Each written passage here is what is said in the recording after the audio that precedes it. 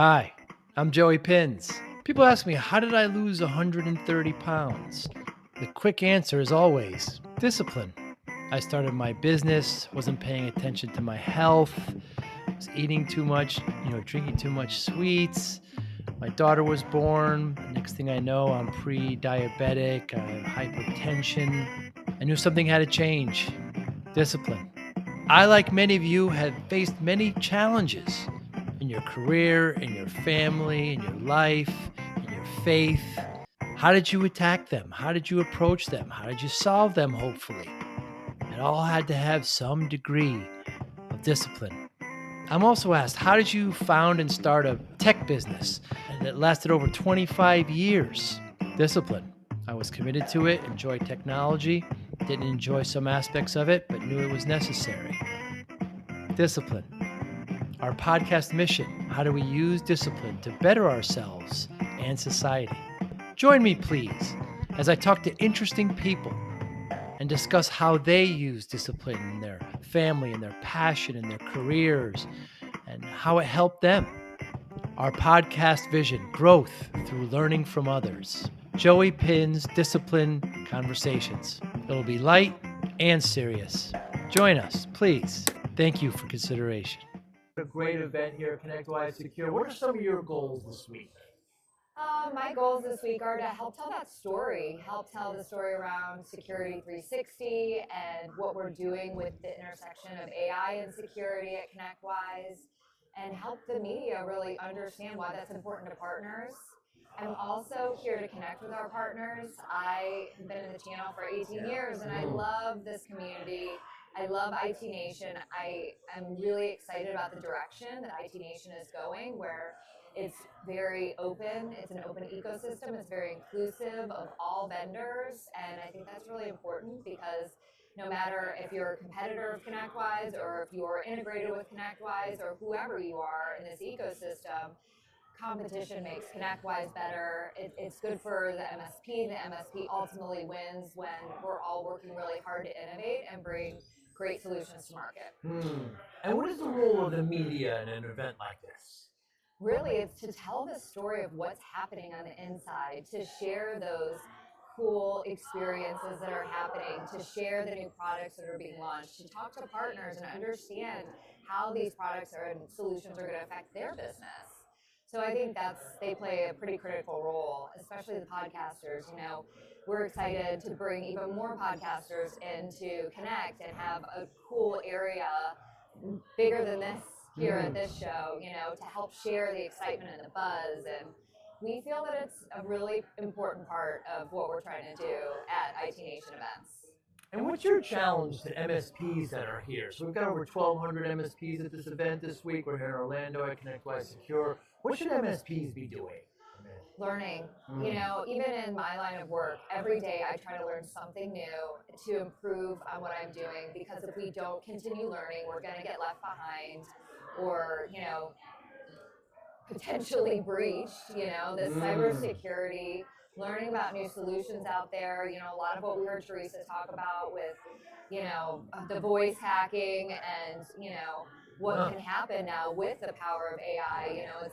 It's a wonderful thing, but it can be a dangerous thing if in the wrong hands. And we need to make sure that we're protecting our own businesses and we're protecting all the small, medium-sized businesses out there through this community. Yeah, we certainly are. And we just see so many MSPs that are tech-led and they're a little bashful, a little introverted. I was part of the first timers orientation with Susan, Brad, and kind of get out of your shell and try to get them to really, because the IT Nation, I've been a part of this, since inception, 2007, and it's just a great community. And you would think there'd be a lot of competition, but there's lots of ways to share and be part of a community and help each other. Right, it is. It's a special place, and we had some hosted guests that are here. We brought them along with us last night at the event to make sure they felt comfortable, because it can be overwhelming, even as a ConnectWise employee. I live in Denver, we're headquartered in Tampa, so I'm sometimes meeting people for the first time, and it can be intimidating. So it is really important to me personally as a ConnectWise employee, and I know to a lot of others, to make sure that everybody feels comfortable, everybody feels included and a part of something great, because you truly are when you're part of the IT Nation. Yeah, you certainly are. And what should the vendors be doing better to work with MSPs? What do you think? I would say our vendors are so awesome, but just ensuring that they show up, that they're engaged, that they're ready to have those conversations, and that they come with something special for the partner to get their attention, because there's a lot of vendors here, always. So what's special about MSPs coming to this event? Do they have a special offer? Is there some, sort of gamification play that they can bring to the shows, or some sort of scavenger hunt? Get creative with it, have fun with it, stand out from the crowd, and really engage and dive in with all the partners that are interested in stopping by. Jason McGee, the CEO and leadership, gave a great keynote Monday night, launching a lot of new products. It's an exciting time to be with ConnectWise. It really is, and I feel like ConnectWise has evolved and grown so much in even just the past 2 years. I remember I was working for Tech Data, running their PR globally back in the day, and I watched from a distance at all the incredible things that ConnectWise was doing as a local to the Tampa Bay area at the time, and I'm just always impressed as how far they've come, and their roadmap, and how far they're going, and how they continue to elevate and continue to raise the bar, and they don't settle. The innovation is what's the lifeblood of this company. It is an innovative company. They're doing things that nobody's done before, and we need people like you and people like other media organizations out there to help us tell that story, so that we can ultimately help partners and grow their businesses and scale and become more operationally efficient and secure. And what should MSPs be doing better in their communities to engage with the media, to help get their name out?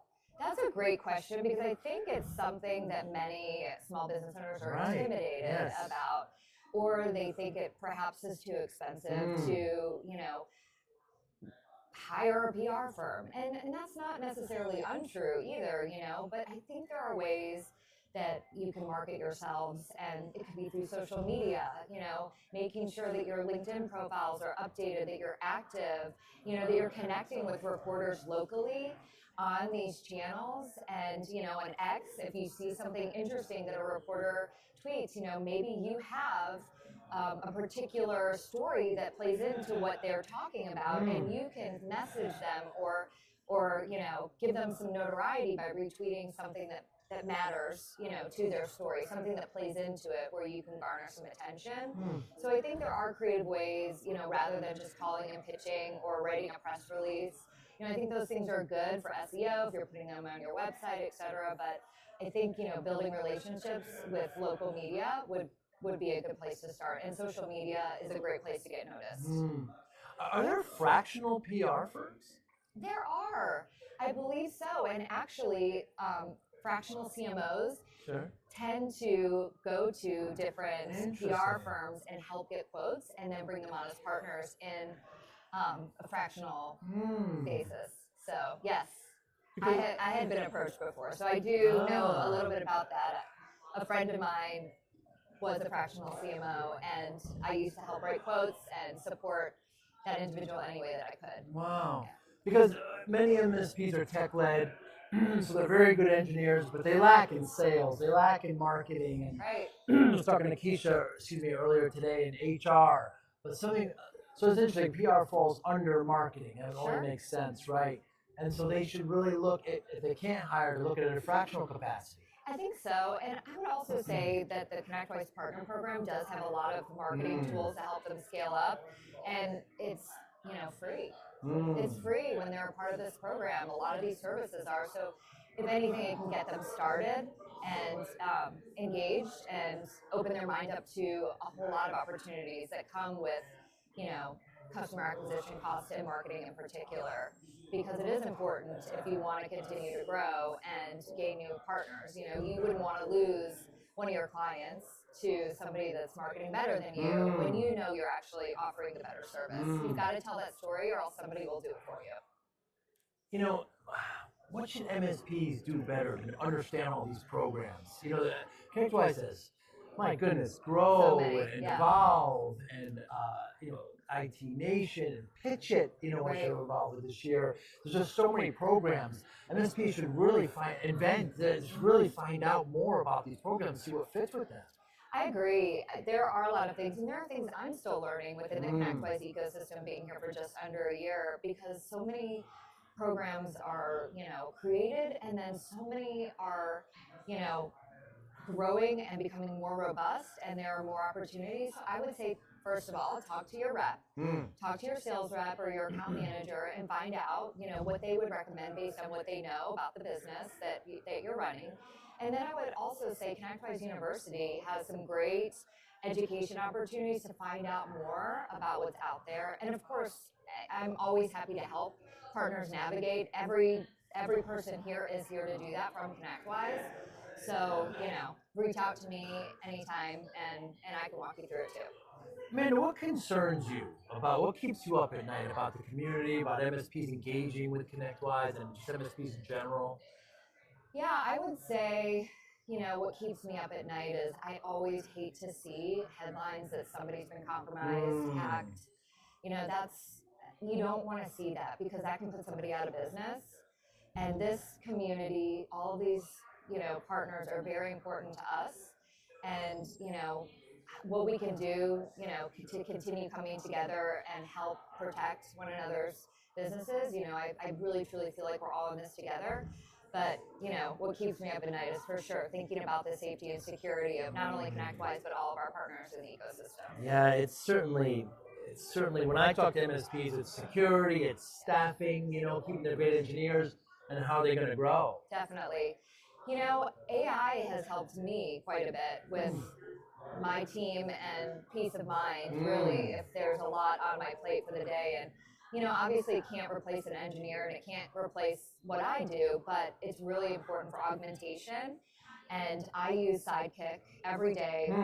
We actually, have had a couple of crises that I've worked through as I've been a part of ConnectWise. And, I have had many things I had to get done in a day, including being on all the calls for the war room with the ELT. Wow. And I was able to accomplish everything with the tools and technology that we have that we also offer our partners. So to me, even, it's just peace of mind that I have a support system through these different tools to even just double check my work, to be an editor, or to help me if I'm very busy, to help me write something with a couple bullet points, and then I become the editor.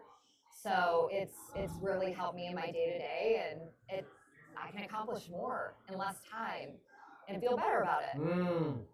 What would somebody be surprised or interested to hear about you, Amanda? You personally?